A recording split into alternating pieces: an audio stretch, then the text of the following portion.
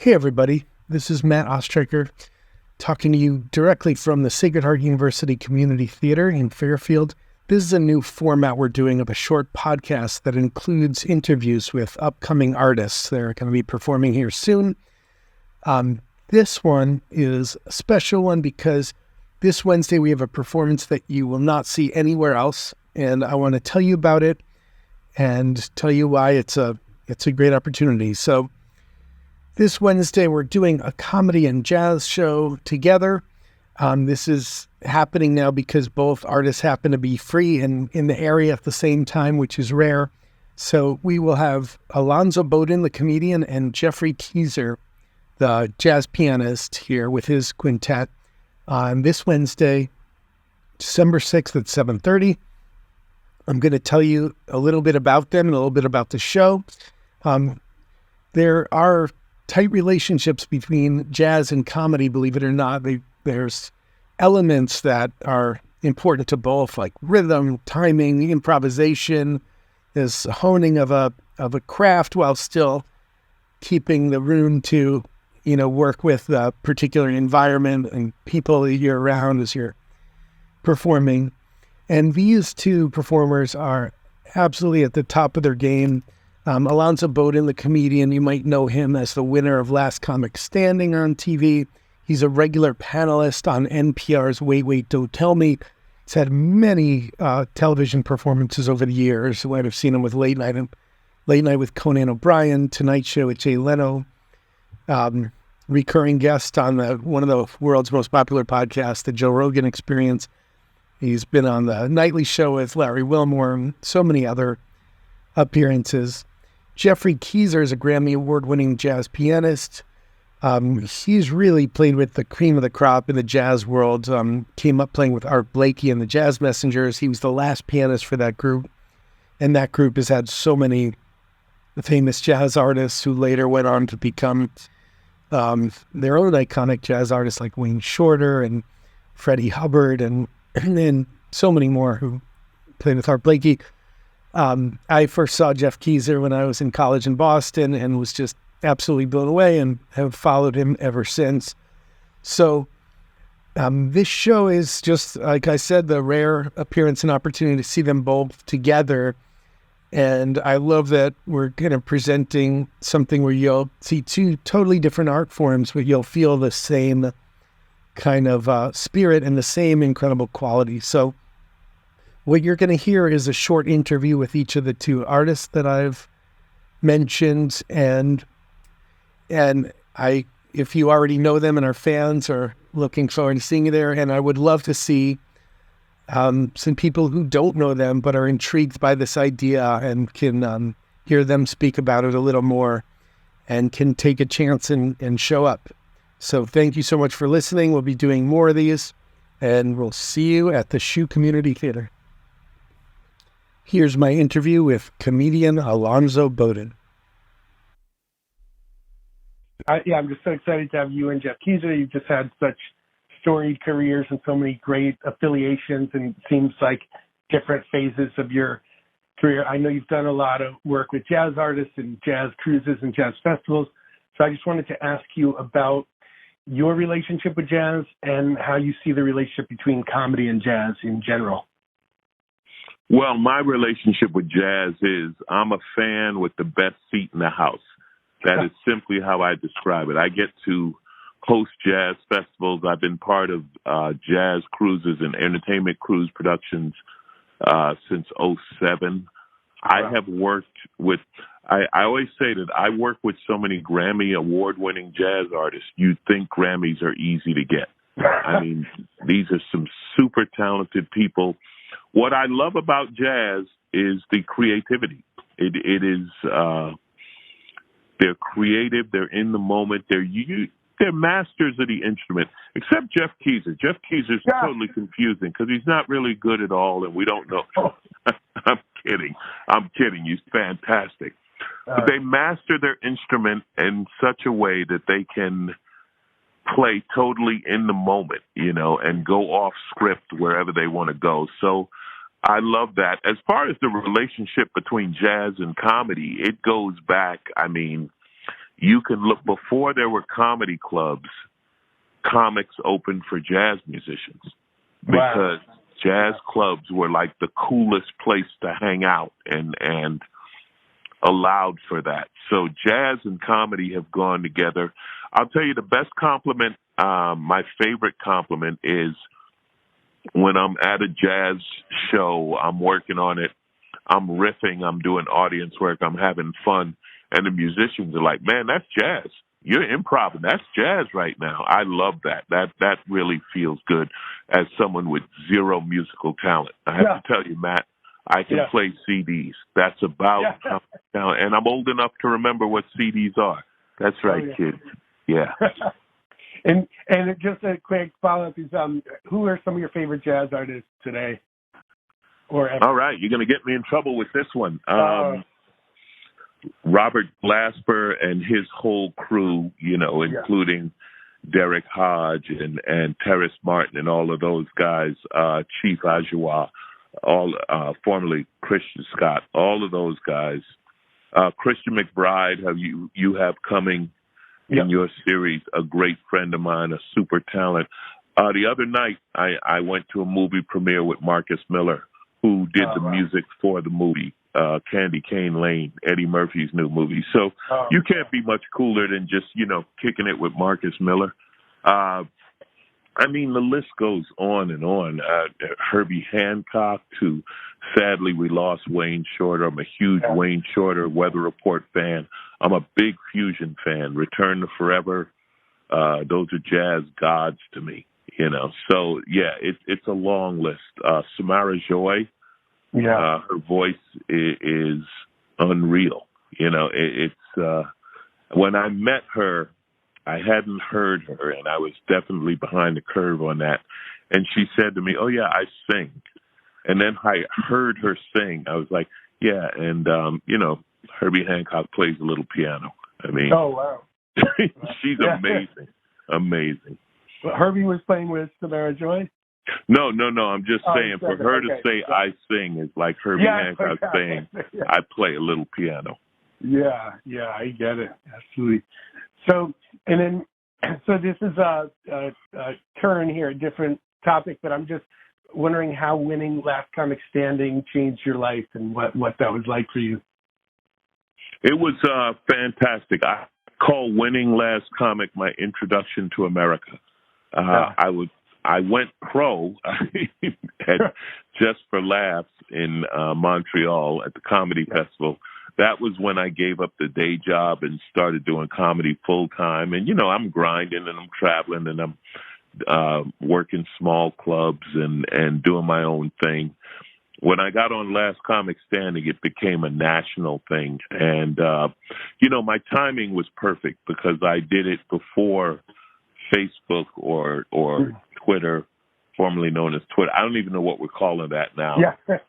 But MySpace friends. Ooh, Matt. Thousands upon thousands of MySpace friends, buddy. And I know you're jealous. I know you are.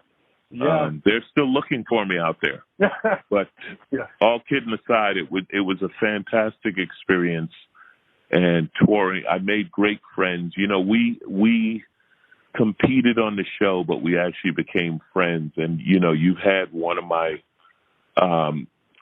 great friends and the smartest man I know in comedy, Gary Gulman. And we did the show together. And I love Gulman. And, it was a great experience. It was all positive. Yeah, that's awesome. Yeah, of course, love Gary Gulman too.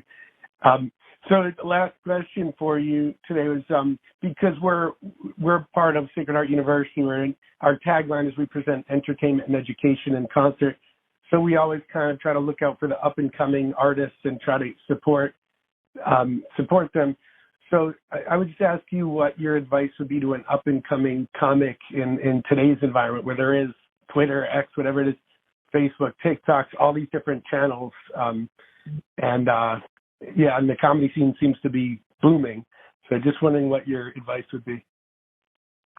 Well, the big thing now that I tell comics, and I wish I had heard this advice. I know I was given this advice. I wish I'd heard it. But marketing. Yeah. I came up at a time. So I started pretty much right after the boom of the 80s, and in the 90s, your goal was still to get on TV. Obviously, Def Jam was huge in the 90s, and there was still a lot of cable TV. And we had something that you don't have now, like I'm talking to you. We had local radio, and you would go into a town and you'd get on the comedy radio, the radio stations on Thursday. It was always a funny guy and a guy with a nickname, right? So it was always oh, this is Big Joe and the Foot, and Foot would be his sidekick, and you'd go on and tell some jokes and sell tickets that weekend. That's gone. That's all gone.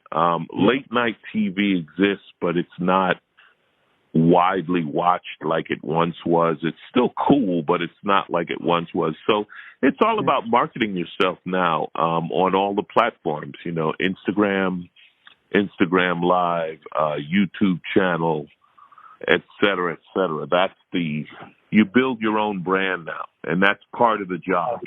Clipping videos, posting videos, and all of that.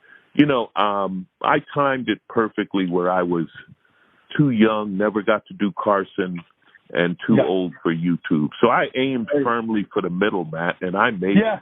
All right? So you just slow down on judging me, young man. No, that sounds like good timing, actually kind of perfect timing, because, those seem like, getting on Carson seemed like there was like one shot for everyone at that time, and now it's just complete oversaturation, and everyone's has to be a one-person marketing agency. But the thing was in the 80s, in the era of Carson, there were only 3 channels. Yeah. So if you made it on Johnny Carson, millions of people saw you, and you were just funny the next day. So it was great. I would have loved to have been around for that. George Wallace tells me, had I been around in the 80s, I would have made a lot of money. And then he tells me how much money he made that I didn't, but he's confident I would have. So I guess that's a compliment. I'm really not sure. Yeah. Well, I look forward to it. I look forward to getting there. Jeff is great, and we're going to have a great time. Jazz and comedy just absolutely go together. I don't know, like wine and food. And that's coming from someone who doesn't drink. So I'm strictly speaking on what I hear. And that was the interview with Alonzo Boden. Next up, my short interview with Geoffrey Keezer. When he first hit the scene, he had some of these really, amazing affiliations with legendary jazz artists like Art Blakey and Ray Brown, Art Farmer. And I was wondering if you could speak to just like any particular early relationship in your career that was particularly influential on you and how it influenced you. Yeah, all of those ones you mentioned, Art Blakey and Art Farmer and Ray Brown, they were heroes of mine and musicians who I had grown up listening to on records and studying and transcribing. And when I arrived in New York in 1989 at the fresh age of 18, I was introduced to many of them via a pianist named James Williams, who became a very good friend and mentor of mine. And that kind of apprenticeship with the older masters is something that I feel extremely lucky to have just caught the very tail end of, with those masters that had that direct connection to the older stuff, to the bebop era. And, some of them were still around and playing then. And so it was really, to be part of that and to get that kind of mentorship and apprenticeship and instruction by osmosis, and by that hands-on experience was really incredibly valuable for me. I'm really fortunate to have been there when I was. And nowadays, it's kind of funny to find myself kind of in that position as one of the quote-unquote older cats, even though I don't feel old at all. But I'm teaching and as well as performing and writing and doing all the things that I do. But the mentorship is part of what I do now, and bringing younger musicians into the fold. And like we have this drummer Ryan Sands playing with us on the concert, who's the younger brother of the pianist Christian Sands, and Ryan is just an incredible drummer, and really has his own voice on the drums. I mean, Noriko Ueda on the bass, again, just a brilliant bassist, and works with that band Artemis, and we have more or less my generation, Ron Blake on saxophone from Saturday Night Live, and Christian McBride Band, and Jillian Margot, wonderful vocalist Jillian Margot as well. So yeah, it's something else, really. Yeah, really excited for that band. And I'm wondering if you could say, what can people expect to hear if you had to describe or just share with someone who might be walking in off the street, what can they expect? Yeah. Well, first of all, I mean, it is a double bill with a stand-up comic with Alonzo Boden, which is a billing that is a kind of billing that's not done that often. It has its history in the Greenwich Village jazz clubs in the 60s when you'd have stand-up comics like Dick Gregory or Lenny Bruce opening up for Miles Davis or John Coltrane. There's a whole thing. And it's the thing about stand-up comedy, comedians and jazz musicians are really only maybe one tiny, DNA chain off from each other. We really have the same kinds of minds. That improvisational mind is really essential to both art forms. And some of the jazz musicians I know are some of the funniest people I've ever met, and really quick on their feet, with puns and jokes and things like that. And I think if they had decided to speak their improvisation rather than pick up an instrument, they would have been stand-up comics. Wow. So we really share a lot of common language in terms of the way that we sort of put our thoughts together and the way that we interact with the audience and play off of the energy of the audience, and things like they have terms in comedy like riffing and callbacks and things like that we do in music as well. I love that. I'm so excited for the pairing. I know I asked Alonzo a little about that, because I know he has a lot of affiliation with jazz artists and those festivals, and that's interesting because he spoke about it so similarly, and it's a testament to what you're saying. So coming up in the early 2000s, and I think that's where I first saw you at Regatta Bar, probably with Art Farmer, if that makes sense. Or I don't even remember. What I do remember is I was at school at New England Conservatory, and he played some kind of rhythm changes tune, and I remember that we had all we were learning in such a regimented way, 2 beats per chord, and here's where it change. And then I heard you play rhythm changes, and it just felt like this expansive thing that wasn't segmented. So that's what really struck me, and I started following you. It just opened my mind to what you can do with improvisation if you're not thinking chord to chord to chord, or just in purely technical terms. But what I was going to ask you about that is, at that time coming up and learning jazz, Wynton Marsalis was a very dominant voice, and he kind of drew strong dividing lines, it sounded like, between jazz and other kinds of music. And in your recording, like you said, you started with these great, I guess you'd say traditional jazz artists, but it seems like you've recorded so many different kinds of music and take a very open-minded approach. I'm just wondering how you see the relationship with jazz and other music, and if you see that distinction.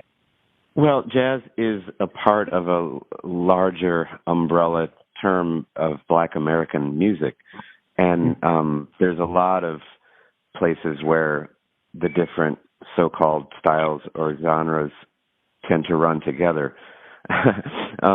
And so, I would say the one thing that differentiates, let's say, what we do or what Charlie Parker did or Art Blakey did from I don't know, hip hop or funk or R&B or something like that. It's the swing beat itself. It's a very specific beat. It's a specific kind of feeling, and it's what drew me to this music in the first place. It felt good to listen to, and it made me feel happy. Yeah. And when things are swinging, to me, that's the best feeling in the world. I mean, I love other kinds of music, and I love to play them too. But there's something about the feeling of the music when it's swinging that is special and unique. Anything else you'd want to say about the show or anything? Any addition? Just that this is a super unique kind of show. We don't do it all the time. It's the fact that it's happening in Sacred Heart University Community Theater in Fairfield is really, really cool.